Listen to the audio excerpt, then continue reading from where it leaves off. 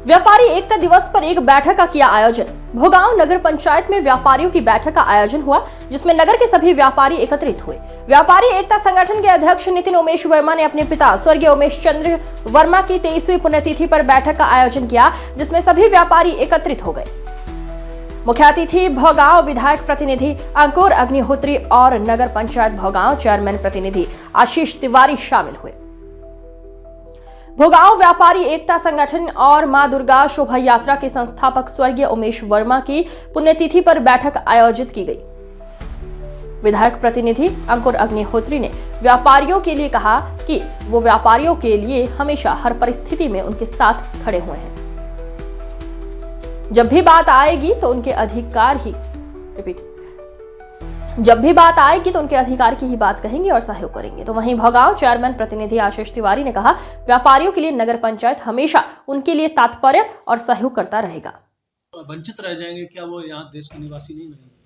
नहीं, SIR पूरी एक खुद में एक गहन प्रक्रिया है। इसमें कई तरीके के चेक एंड बैलेंस है, तो इसलिए रह जाने की कोई संभावना नहीं है। अगर आपका कहीं भी आपके पिताजी का, आपके दादाजी का कहीं भी कोई रिकॉर्ड है, अगर वो भारत के वोटर रहे, तो पूरी तरीके से 2003 की उससे पुरानी लिस्ट में कहीं ना कहीं अगर उनका नाम है तो उसका वोट बनाने का काम किया जा रहा है।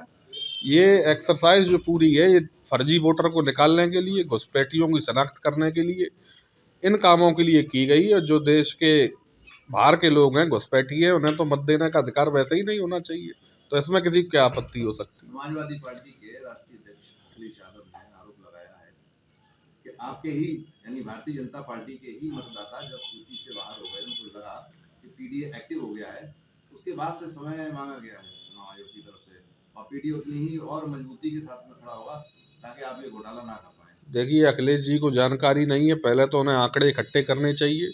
जो समय बढ़ाया गया है वो इसलिए बढ़ाया गया है, कई लोगों की मैपिंग नहीं हो पाई है। कई जगह 75% है, कई जगह 80% है, तो 100% मैपिंग हो जाए, इसी के लिए समय को बढ़ाया गया है। और जहाँ तक दूसरी बात है कि भारतीय जनता पार्टी के वोटरों के नाम काटे जा रहे, तो फिर अखिलेश जी को आपत्ति होनी ही नहीं चाहिए।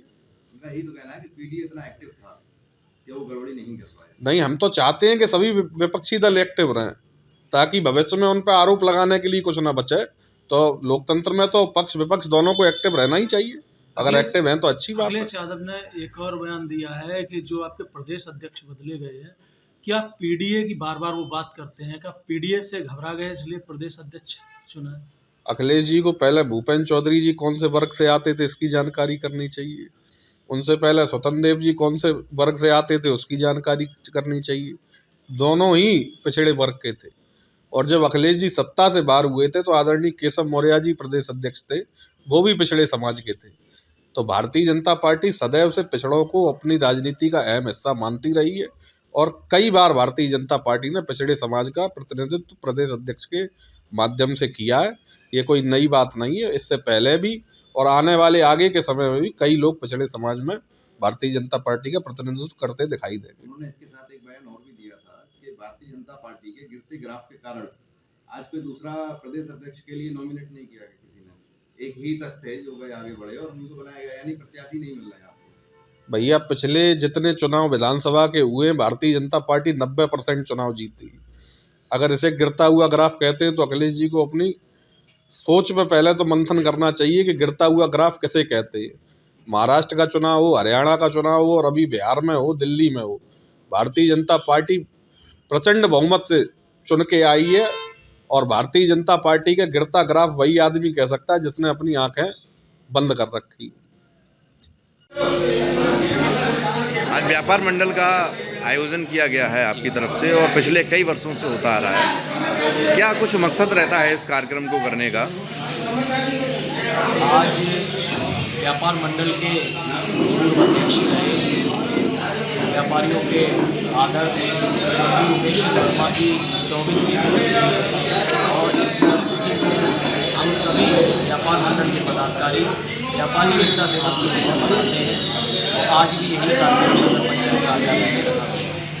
अभी हाल में ही एक सोशल मीडिया पर वीडियो वायरल हो रहा है, एक सराफा बाजार को लेकर कुछ लूट करने आए थे लोग और सराफा के जो व्यापारी हैं उनके द्वारा उसको पकड़ लिया गया है। तो इतना प्रशासन एक्टिव रहता है, उसके बाद भी इस तरह की घटनाएं घटती रहती हैं, तो क्या कहेंगे इस पर आप? बड़े अफसोस की बात है, जब से योगी सरकार आई है तब से खैर अपराधों में तो अंकुश लगा है, लेकिन फिर भी अभी जल्द महीनों में 2-3 घटनाएं आपराधिक ऐसी देखी गई हैं जिससे सभी व्यापारी दहशत है। व्यापारियों में अभी एक एमपी में भी घटना हुई, अभी आपके मैनपुरी में ओछा में एक बहुत बड़ी घटना हुई है जिसमें हमारे स्वर्णकार व्यवसायी की दुकान से कम 1 करोड़ की चोरी हुई। और उस घटना को लेकर हम सभी लोगों ने रोष भी जताया है। आदरणीय कप्तान साहब भी परसों गए थे, हमारी बात भी हुई थी उनसे, और उन्होंने 1 सप्ताह में इस घटना को खोलने का आश्वासन दिया।